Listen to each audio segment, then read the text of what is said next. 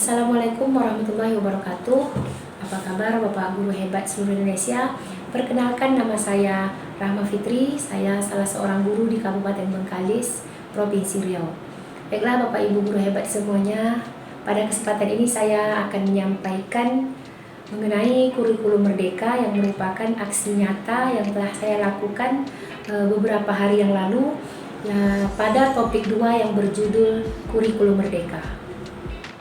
Baiklah Bapak Guru hebat semuanya, langsung saja kita akan membahas mengenai kurikulum Merdeka ini. Yang pertama yaitu mengapa kurikulum perlu berubah. Kurikulum harus selalu berubah agar sesuai dengan perkembangan zaman, apalagi masa sekarang ini ilmu pengetahuan dan teknologi informasi telah berkembang semakin masif dan tak terkendali. Maka artinya sangat perlu bagi pemerintah untuk melakukan pembaharuan maupun penyempurnaan di bidang kurikulum ini agar bisa selaras dengan perkembangan zaman. Kemudian selanjutnya yaitu fungsi dari kurikulum. Fungsi kurikulum bagi guru atau pendidik adalah sebagai berikut. Yang pertama, sebagai pedoman kerja dalam menyusun dan mengorganisir pengalaman belajar pada anak didik. Itu yang pertama. Kemudian yang kedua, Bapak Ibu, sebagai pedoman untuk mengadakan evaluasi terhadap perkembangan anak didik dalam rangka menyerap sejumlah pengalaman yang diberikan. Di sini guru atau pendidik adalah salah satu faktor yang sangat menentukan dalam proses pendidikan. Oleh karena itu, fungsi kurikulum bagi guru akan membantu tugas mereka dalam memberikan pendidikan secara terarah, efektif, dan berkualitas. Kemudian selanjutnya yaitu prinsip umum pembelajaran, di mana prinsip umum pembelajaran tujuannya agar kita memahami dan mengerti konsep dari prinsip yang berpihak pada murid.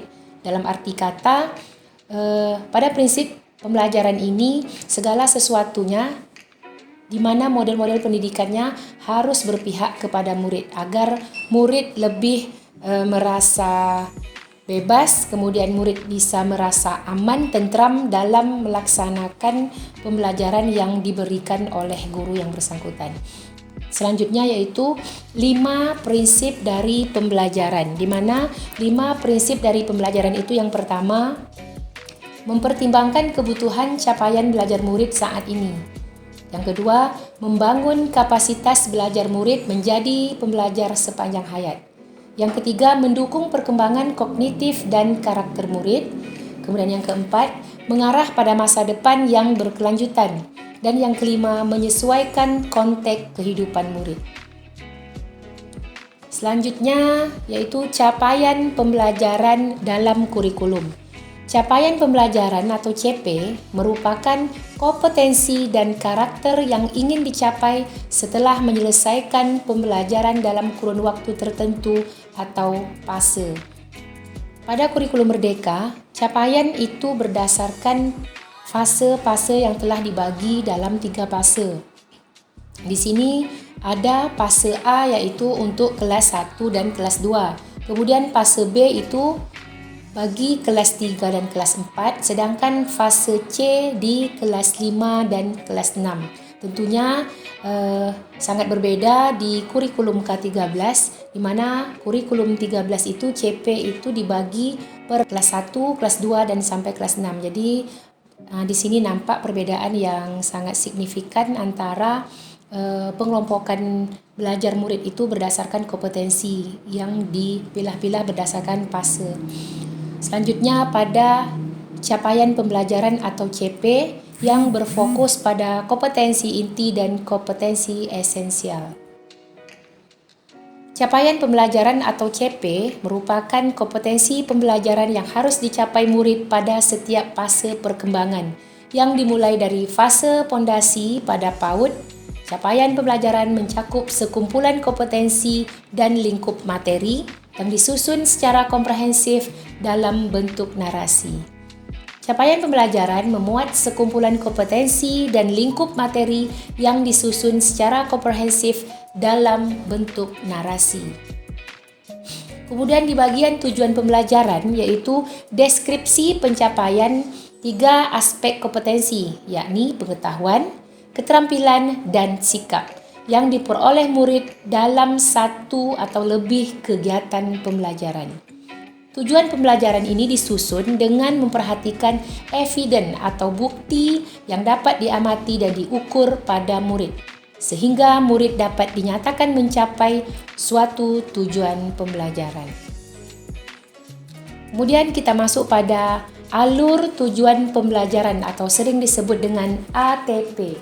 ATP ini adalah rangkaian tujuan pembelajaran yang tersusun secara sistematis dan logis di dalam fase pembelajaran. Di antaranya, yang pertama, alur menjadi panduan guru dan murid untuk mencapai capaian pembelajaran di akhir suatu fase. Kemudian, tujuan pembelajaran disusun secara kronologis berdasarkan urutan pembelajaran dari waktu ke waktu. Yang ketiga, guru dapat menyusun ATP masing-masing yang terdiri dari rangkaian tujuan pembelajaran. Kemudian terakhir, pemerintah akan menyediakan beberapa contoh ATP yang bisa langsung digunakan atau dimodifikasi dan membuat panduan untuk menyusun perangkat ajar. Jadi bagi Bapak Guru hebat semua, Bapak Ibu tidak perlu ragu, tidak perlu takut bagaimana cara menyusun TP, ATP maupun nanti modul ajar karena semuanya sudah disiapkan oleh pemerintah. Kita hanya memodifikasi sesuai lingkungan belajar kita masing-masing di satuan pendidikan. Selanjutnya, MAPEL atau mata pelajaran di kurikulum ke-13 di kurikulum Merdeka Belajar ini. MAPEL yang ada yang pertama yaitu sebagai ganti dari PKN. Di sini sepertinya cuma berubah nama, yang pertama yaitu Pendidikan Pancasila, ganti dari PKN. Kemudian IPAS, Ilmu Pengetahuan Alam dan Sosial, yang dimulai dari kelas 3. Selanjutnya Bahasa Inggris. Bahasa Inggris ini merupakan mata pelajaran pilihan, bukan mata pelajaran wajib. Baiklah, selanjutnya yaitu proporsi beban belajar pada profil Pancasila, di mana proporsi beban belajar pada profil Pancasila ini dibagi ke dalam 2 aspek. Yang pertama, pembelajaran intrakurikuler, yaitu pembelajaran kita, pembelajaran reguler yang biasa kita laksanakan. Kemudian di sini ada mungkin yang sangat berbeda dengan kurikulum sebelumnya, yaitu proyek penguatan profil pelajar Pancasila. Di sini ada 6 aspek atau 6 elemen yang ada pada wajah profil pelajar Pancasila. Yang pertama yaitu beriman, bertakwa kepada Tuhan Yang Maha Esa dan berakhlak mulia. Yang kedua, berkebinekaan global. Kemudian yang ketiga, bergotong royong, bernalar kritis, mandiri, dan kreatif. Jadi di sini Bapak Ibu guru hebat semua, agar mudah diingat, agar mudah dipahami, 5 aspek atau 5 elemen dari kurikulum Merdeka itu tadi saya bikin akronim, yaitu makan roti manis, di mana Ma itu adalah beriman, bertakwa kepada Tuhan Yang Maha Esa dan berakhlak mulia. Kemudian berkebinekaan, makan jadi berkebinekaan global. Kemudian ro itu adalah bergotong royong, ti adalah kreatif. Kemudian manis, ma itu mandiri, dan tis itu adalah bernalar kritis. Itu hanya akronim untuk mempermudah kita semua Bapak Guru hebat agar mudah mengingat apa saja poin-poin yang ada pada profil pelajar Pancasila itu. Kemudian rasanya hanya itu yang bisa saya sampaikan. Demikian video aksi nyata saya pada topik 2 yang berjudul Kurikulum Merdeka. Semoga video ini bisa menginspirasi Bapak Ibu guru hebat seluruh Indonesia.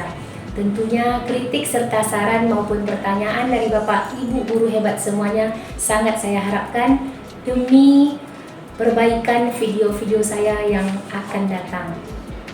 Terima kasih. Assalamualaikum warahmatullahi wabarakatuh.